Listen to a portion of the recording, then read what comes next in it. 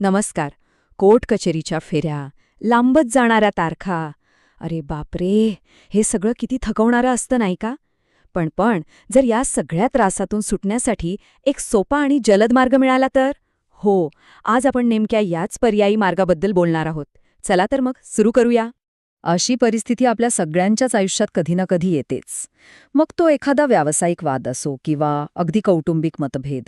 जेव्हा काहीच तोडगा निघत नाही ना, तेव्हा खूपच निराश वाटतं. आणि मग साहजिकच न्यायासाठी पारंपरिक मार्गांचा विचार मनात येतो. जरा विचार करा. समजा आपण न्यायाच्या हायवेवर आहोत, पण समोर फक्त गाड्यांची लांबच लांब रांग लागली आहे. एक मोठा ट्रॅफिक जॅम. आपली पारंपरिक न्यायालयीन प्रक्रिया बऱ्याचदा अशीच वाटते. म्हणजे निर्णय मिळायला इतका वेळ लागतो की अक्षरशः निराशा आणि थकवा येतो. बरं, मग ह्या ट्रॅफिक जॅमची कारणं तरी काय आहेत? सगळ्यात पहिले म्हणजे प्रचंड खर्च. दुसरं, निकाल लागायला लागणारा वर्षानुवर्षांचा काळ. आणि प्रक्रिया, ती तर इतकी किचकट असते की ती समजून घेणंच एक मोठं आव्हान होऊन बसतं. आणि सगळ्यात वाईट काय, तर इथे एक पक्ष जिंकतो आणि दुसरा हरतो. या जिंकण्या-हरण्याच्या खेळात नाती मात्र कायमची तुटून जातात. आता परत त्याच ट्रॅफिक जॅमच्या कल्पनेकडे येऊया. विचार करा, जर त्या गर्दीतून बाहेर पडण्यासाठी एक एक एक्सप्रेस लेन असेल तर. एक असा मार्ग जो आपल्याला आपल्या ध्येयापर्यंत खूप लवकर आणि कमी त्रासात पोचवेल. तर हीच एक्सप्रेस लेन म्हणजे पर्यायी विवाद निराकरण, किंवा आपण ज्याला सोप्या भाषेत म्हणतो ADR. ही एक अशी सिस्टीम आहे जी कोर्टाच्या बाहेरच वाद सोडवण्यासाठी मदत करते. आणि यात एक निष्पक्ष तिसरी व्यक्ती असते जी दोन्ही पक्षांना एकमत साधण्यास मदत करते. ओके, तर मग ह्या ADRचा मूळ उद्देश काय आहे? अगदी सोपा आहे. वेळ वाचवणं, पैसा वाचवणं आणि सगळ्यात महत्त्वाचं, दोन्ही पक्षांना पटेल असा एक प्रभावी तोडगा काढणं. थोडक्यात सांगायचं तर पारंपरिक कोर्ट कचेरीला हा एक खूपच चांगला पर्याय आहे. आता ADRमध्ये ना वेगवेगळी साधनं आहेत. म्हणजे एक प्रकारची टूलकिटच आहे ही. पहिलं आहे लवाद, जिथे एक निष्पक्ष तज्ज्ञ अगदी न्यायाधीशासारखा निर्णय देतो. मग येते मध्यस्थी. इथे तिसरी व्यक्ती फक्त दोन्ही पक्षांना एकत्र आणते आणि सामंजस्याने मार्ग काढायला मदत करते. सलोखा आणि वाटाघाटी हे सुद्धा असेच चर्चेतून तोडगा काढण्याचे प्रकार आहेत. आणि हो, लोक अदालत ही तर एक प्रकारची जनतेची अदालत आहे, जिथे प्रकरणं अगदी झटपट मिटवली जातात. चला, आता या दोन्हींची एक थेट तुलनाच करून बघूया. एका बाजूला आहे पारंपरिक खटलेबाजी आणि दुसऱ्या बाजूला ADR. बघा, कोर्टातले खटले हे सार्वजनिक असतात, सगळ्यांसाठी खुले असतात. तर ADR प्रक्रिया पूर्णपणे गोपनीय ठेवली जाते. कोर्टाचे नियम एकदम कठोर आणि औपचारिक, तर ADRमध्ये प्रक्रिया खूप लवचिक असते. आणि सगळ्यात मोठा फरक, खटलेबाजी विरोधाला खतपाणी घालते, तर ADRचा सगळा जोर सामंजस्याने तोडगा काढण्यावर असतो. ओके, आता ADR नक्की काम कसं करतं हे समजून घेण्यासाठी चला त्याचा एका महत्त्वाच्या प्रकारात म्हणजे लवाद प्रक्रियेत जरा आत डोकावून पाहूया. ही प्रक्रिया ना अगदी टप्प्याटप्प्याने पुढे जाते.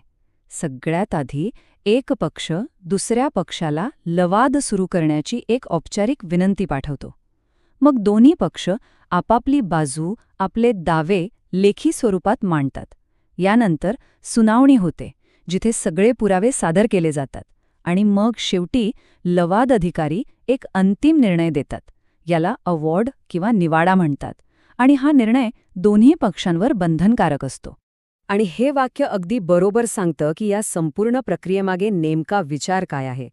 बघा, न्याय फक्त मिळणं महत्त्वाचं नाही, तो योग्य वेळी, योग्य पद्धतीने आणि कमी खर्चात मिळणं महत्त्वाचं आहे. म्हणजे मुद्दा हा आहे की ही प्रक्रिया न्यायापर्यंत पोहोचण्याचा मार्ग सोपा करते. पण मग एक प्रश्न येतो की ADR म्हणजे प्रत्येक समस्येवरचा रामबाण उपाय आहे का? तर नाही, तसं नाहीये. प्रत्येक नाण्याला जशा दोन बाजू असतात, तसे याचेही काही फायदे आणि तोटे आहेत. चला आता तेही समजून घेऊया. ADRचे फायदे खरंच खूपच आकर्षक आहेत. जरा विचार करा, न्याय लवकर मिळतोय, आपला खर्च वाचतोय, व्यावसायिक माहिती गोपनीय राहतेय आणि सगळ्यात महत्त्वाचं, वाद मिटतो पण नाती तुटत नाहीत. हे किती महत्त्वाचं आहे नाही का?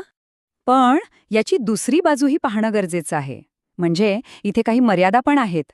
जसं की एकदा लवादाचा निर्णय आला की त्यावर अपील करणं खूप कठीण होऊन बसतं. या निर्णयांचा वापर भविष्यातल्या केसमध्ये उदाहरण म्हणून नाही करता येत. कधीकधी असंही होऊ शकतं की तिसऱ्या व्यक्तीच्या निष्पक्षतेवर शंका घेतली जाते. आणि काही वेळेस निर्णयाची अंमलबजावणी करण्यासाठी शेवटी कोर्टात जावंच लागू शकतं. चला आता थोडं पुढे जाऊन बघूया की ह्या सगळ्याचा व्यापक अर्थ काय आहे. म्हणजे आधुनिक न्यायव्यवस्थेत ADRची नेमकी भूमिका काय आहे. इथे एक गोष्ट लक्षात घेणं खूप महत्वाचं आहे. ADR आणि आपली न्यायालयं हे एकमेकांचे प्रतिस्पर्धी नाहीत, उलट ते एकमेकांना मदत करतात. म्हणजे बघा, ADRमुळे छोटे मोठे वाद कोर्टाबाहेरच मिटतात. याचा फायदा काय होतो तर न्यायालयांवरचा कामाचा ताण कमी होतो आणि मग ते अधिक गंभीर प्रकरणांवर आपलं लक्ष केंद्रित करू शकतात. आणि खरं तर हेच या संपूर्ण चर्चेचं सार आहे. हो, काही मर्यादा आहेत, मान्य आहे, पण त्याचे फायदे त्यापेक्षा खूप जास्त आहेत. ADRने भारतात न्याय मिळवण्याची प्रक्रिया नक्कीच अधिक सोपी, जलद आणि सुलभ बनवली आहे, यात शंका नाही. तर मग शेवटी आपण पुन्हा त्याच मूळ प्रश्नावर येतो. आपलं जग खूप वेगवान झालंय आणि आपल्याला न्याय मिळवण्याचे मार्गही अधिक वेगवान आणि सोपे हवे आहेत. मग हा जो लवचिक, खाजगी आणि सामंजस्याचा मार्ग आहे, तो आपल्या न्यायाचा एक नवीन आदर्श ठरू शकेल का, यावर विचार करायला नक्कीच हरकत नाही.